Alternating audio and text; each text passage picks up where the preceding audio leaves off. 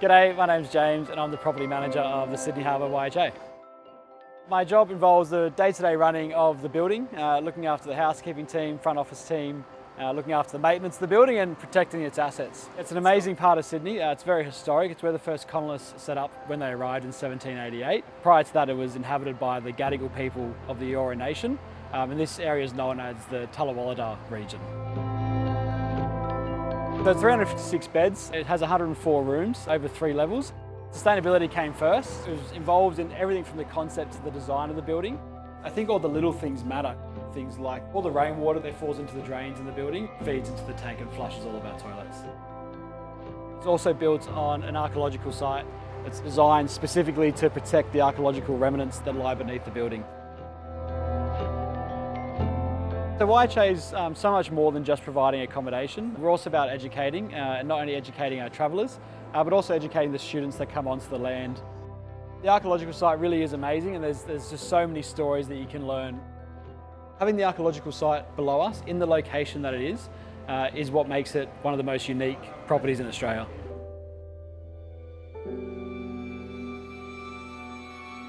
This is it, welcome. This is Pittwater Eco YHA.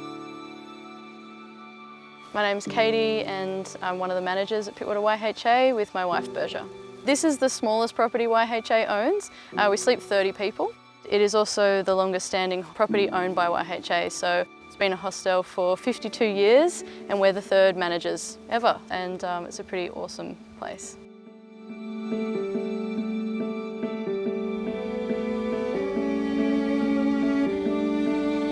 Pittwater Eco YHA is actually one of the only properties within the Ku-ring-gai Chase National Park, which means there's absolutely no vehicle access. So just to even get there, we have to get across the water first. So this is the first part of the journey.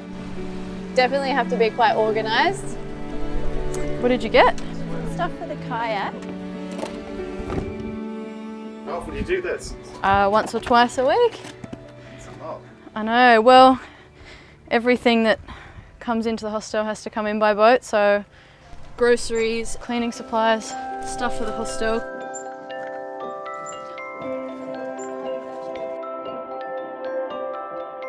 This is our reception area / cafe. Also further down is our communal kitchen.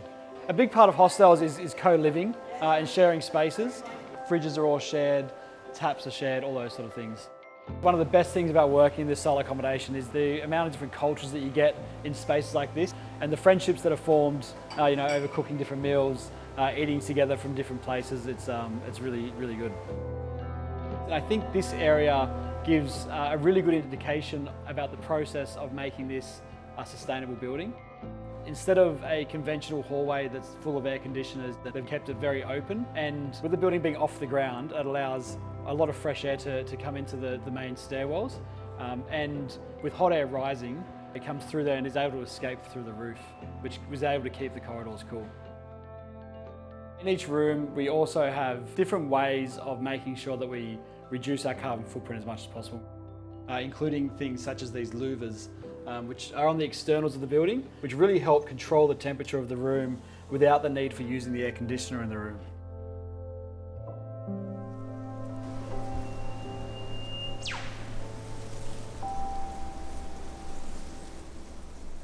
All right, so has everyone done bush regeneration before? No. Okay, we really encourage guests to partake in bush regeneration here. One, so that they can learn about the land that they're on, but also so that they can help to maintain it. And then we'll go the next step. We have an Indigenous partnership who are actually going to help us to propagate and replenish some of the native species that have been lost here as well. We actually offer free kayak hire in exchange for bush regeneration, so they get to experience it, but they also get to go and explore and get some reward for that as well. It's really nice to kind of see the details of where we are too. Like, I don't know much about the species around here or anything, so learning about the land that we're on while we're staying here. It definitely helps us. When we have, 5 hands, 10 hands, 20 hands, we can just accomplish so much. And you see that at the end of the day when you have a huge pile of, invasive species that you've collected together. It's a really, really satisfying feeling. All right. I think we need another bag. Has everyone kayaked before?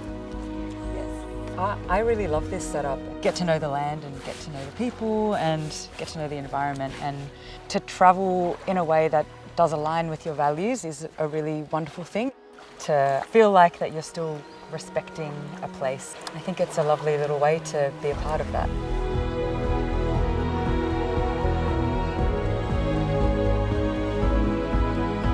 This is our rooftop terrace. You really don't expect this for the price that you're paying. It's our wow factor.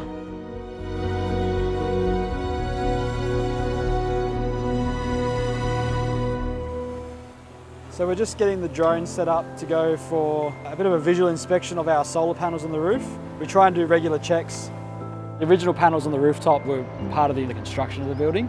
Then the other panels above the Education Centre were added on in 2016. They were paid for by what we call a Sustainable Hostels Fund, where $1 from a guest that opts in, we match that dollar, which goes into some sort of sustainability for the property. People definitely want to feel a sense of a community, with the main emphasis being on sustainability.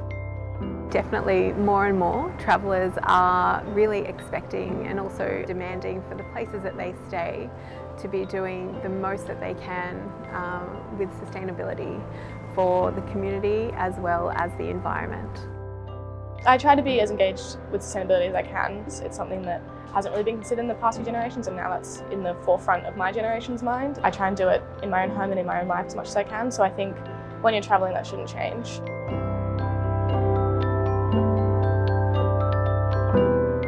Sustainability, I think, has been a bit of a buzzword used to describe living in a way that, it's not detrimental to the environment, but I think particularly now and the younger generation, they kind of not satisfied with sustainability. They want to go further. We need to be actively rewilding and regenerating and educating as many people as possible. So I think sustainability is great, but we're more focused on trying to regenerate and rewild this place.